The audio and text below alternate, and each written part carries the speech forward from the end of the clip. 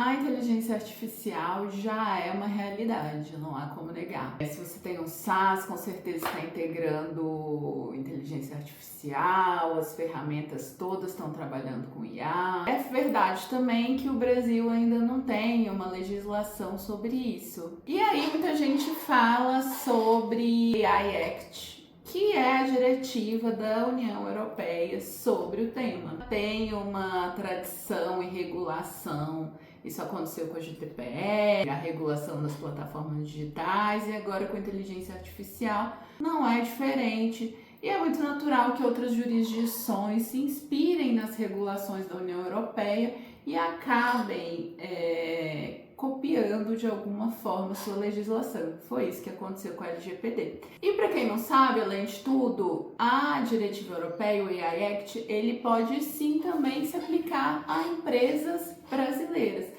Então, se por exemplo você tem uma plataforma que atende clientes europeus, isso quer dizer que você também tem que se adequar a essa legislação. Então, se você já viu notícias sobre o AI Act, se você é um estudioso do caso e quer entender melhor como funciona essa legislação, se você quer ter melhores exemplos de governança para sua plataforma e quer entender como funciona na Europa, esse vídeo é para você. Eu sou Laila, sou advogada com mestrado em tecnologia pela Universidade de Göttingen, na Alemanha.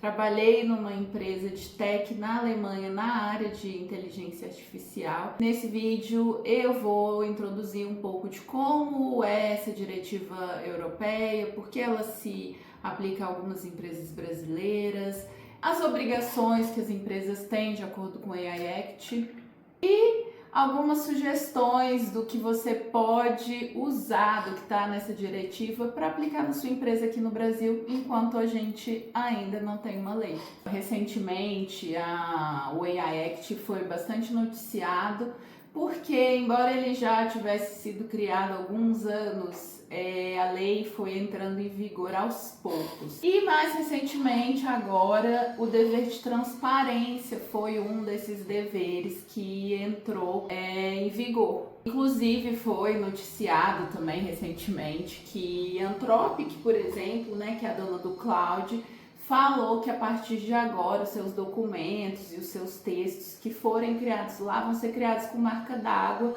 principalmente por causa do AI Act, que traz essa obrigação de transparência, de que fique claro de que algo foi feito e construído por inteligência artificial. Embora essa obrigação seja relacionada à União Europeia, o Cloud decidiu estender isso na sua ferramenta mundialmente, pelo que eu entendi. Mas o que é esse dever de transparência e por que eu acho ele muito interessante e ele pode ser aplicado inclusive para sua empresa aqui no Brasil como um bom exemplo de governança?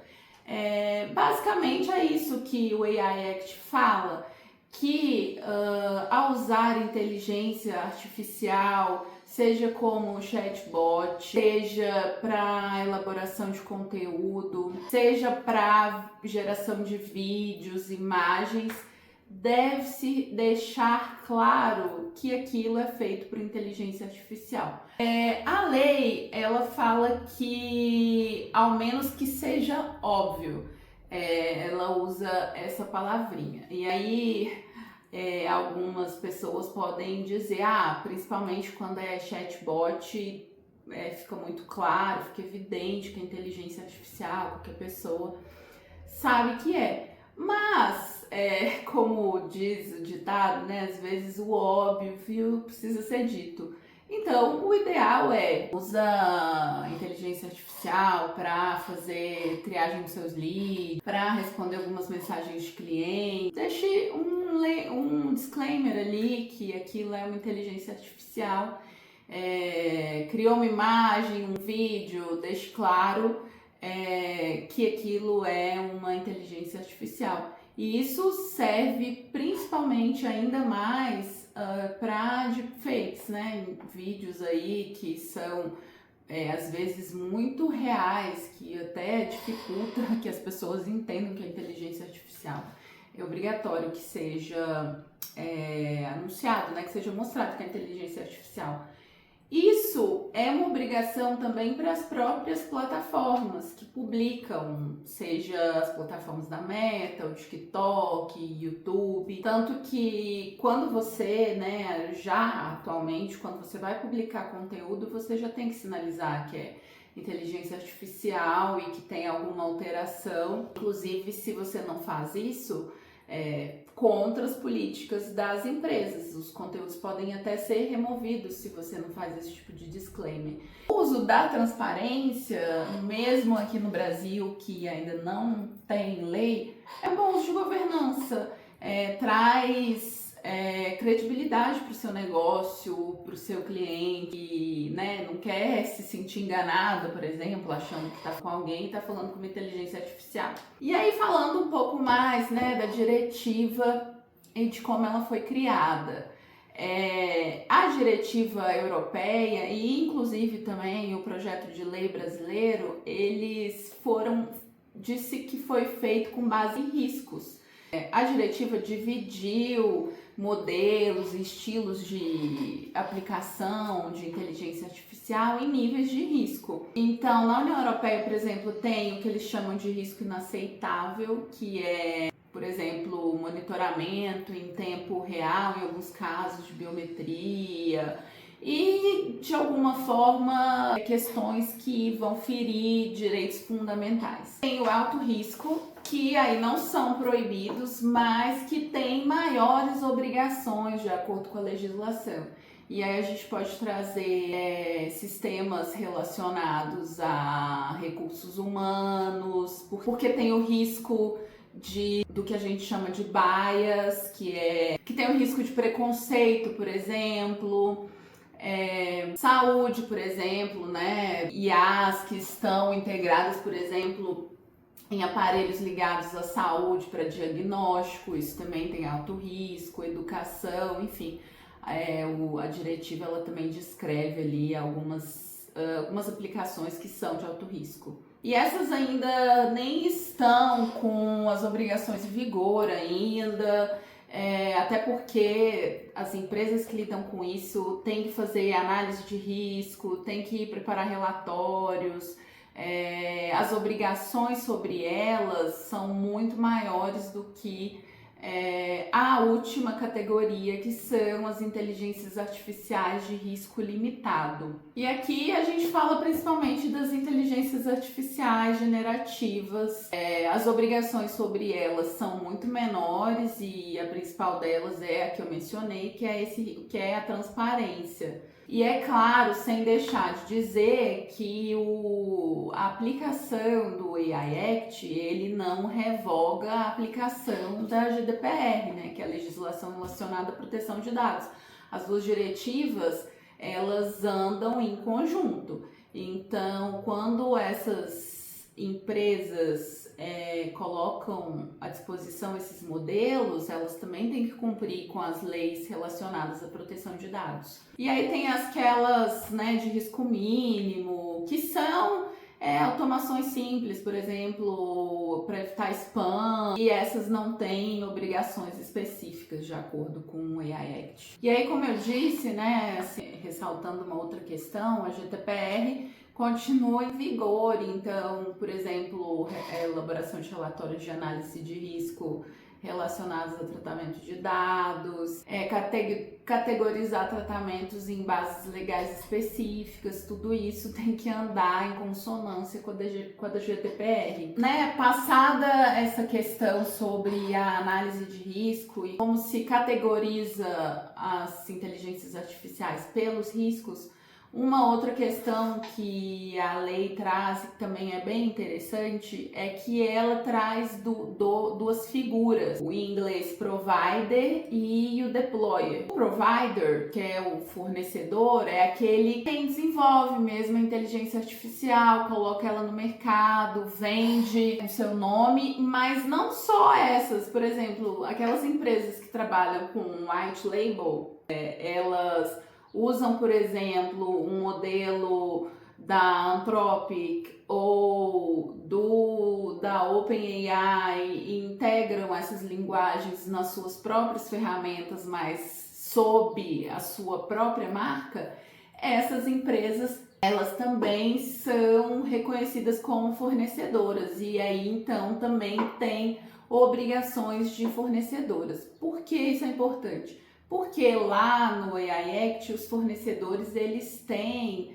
muito mais obrigações do que o que eu ainda vou falar, os deployers. Então, eles têm que fornecer para a autoridade da União Europeia quais são as seguranças que são tomadas, né, para evitar incidentes. Tem uma coisa que é explicabilidade, por exemplo, que, né, a inteligência artificial age de certo modo em alguns casos. E na verdade, assim, também quem é fornecedor, mas trabalha com white label e às vezes também customiza site, faz o que chamam de fine tuning. Essas pessoas também têm um pouco mais de obrigação, principalmente em relação a essa parte que elas alteram nas suas ferramentas. Mas se a empresa só pega a linguagem ali de um terceiro e coloca sua própria marca, na verdade ela vai ter ali um papel de cobrar dessa outra empresa que cumpra com essas obrigações. E aí, com certeza, as questões de responsabilidade vão ter que ser resolvidas através de contratos, né? Sem dúvida. Agora, os deployers, eles são como se fossem os operadores quando a gente pensa na LGPD ou na GDPR. Eles utilizam a inteligência artificial e às vezes até para prestar o próprio serviço.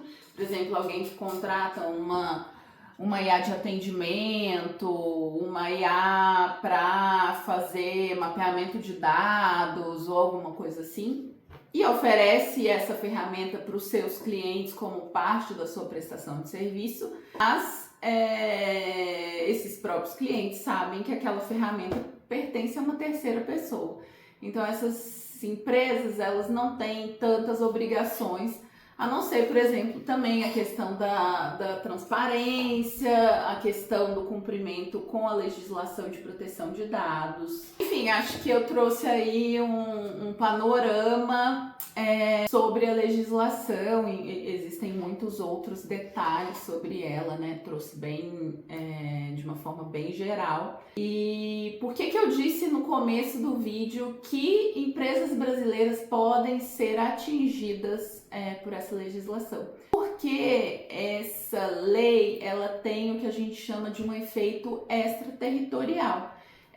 Então você não tem que ser uma empresa europeia, estar na Europa para ter que cumprir com essa diretiva. Se você é uma empresa brasileira que está no Brasil, mas oferta serviços para clientes europeus, então quer dizer que você também tem que cumprir com essa legislação. Você é uma empresa que presta serviços para clientes europeus, é importante, ainda mais importante que você se atente às obrigações e à agenda da União Europeia, né? Porque, como eu disse, a lei já existe há algum tempo, mas as obrigações elas estão entrando em vigor aos poucos. Independente disso, o Brasil ainda não só tem um projeto de lei que foi muito criado com base no AI Act, mas que tem sido muito criticado, inclusive o AI Act também, há aí discussões para que ele seja um pouco abrandado, há quem diga que ele pode atrapalhar um pouco a evolução tecnológica, se compara muito com a lei japonesa, por exemplo, que é muito mais permissiva. Dizem que também que a lei chinesa tem sido mais permissiva, então há discussões de uma possível alteração no AI Act. E o projeto brasileiro talvez também seja alterado, ainda não está em vigor. Hoje em dia não existe, né, nenhuma obrigação em relação à inteligência artificial, que não as obrigações já existentes, tanto da Lei Geral de Proteção de Dados quanto do Código de Defesa do Consumidor. Mas, em todo caso, é importante, é interessante, até por questões de reputação, se preocupar, sim, principalmente com essa questão da transparência, que eu acho importantíssima. Transparência não deixa de ser uma obrigação que está na LGPD, que está no Código de Defesa do Consumidor e que eu vejo que a maior parte das empresas não tem cumprido. Querer uma questão que às vezes não é muito discutida, mas que já está na LGPD, é a questão de decisões automatizadas. Já existia antes do boom da inteligência artificial algumas decisões automatizadas, principalmente em relação a plataformas digitais e serviços que talvez são muito repetitivos. Com a inteligência artificial, obviamente, isso se intensificou. E a Lei Geral de Proteção de Dados fala que o titular de dados, em caso de decisão automatizada, ele tem direito a uma revisão, que é o que acontece muitas vezes aí quando contas do Instagram são retiradas do ar, ou mesmo de marketplaces, porque hoje em dia essas retiradas do ar muitas vezes são feitas de forma automatizada, por inteligências artificiais de forma errônea. Uma das obrigações é justamente a transparência de por que essa decisão foi feita daquela maneira, né? Existe essa necessidade da explicabilidade, que eu até já falei sobre, e também de revisão humana.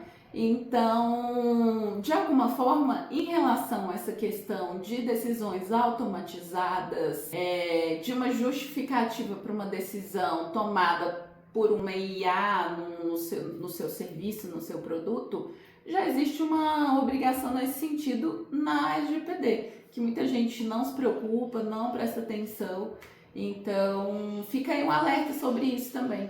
Se você tá usando cada vez mais inteligência artificial no seu produto, se você se a sua empresa tem prestado serviços com plataformas que tomam decisões automatizadas, isso precisa ser monitorado, e porque se o titular pede uma explicação, ela é devida. Isso é, além de tudo, uma das obrigações que vem aí com os decretos que foram publicados, regulando aí as plataformas digitais. Esse vídeo, claro, ele não esgota todo o conteúdo do AI Act, tem muitas outras coisas sobre as quais eu podia falar, mas eu sei que é um tema que muita gente tem curiosidade, inclusive aí colegas do direito, que às vezes também querem entender um pouco do direito europeu. Espero ter esclarecido algumas dúvidas. Se você gosta de conteúdo sobre propriedade intelectual, direito digital, por aqui no canal eu sempre falo disso. Então se inscreve para receber atualizações e até o próximo vídeo.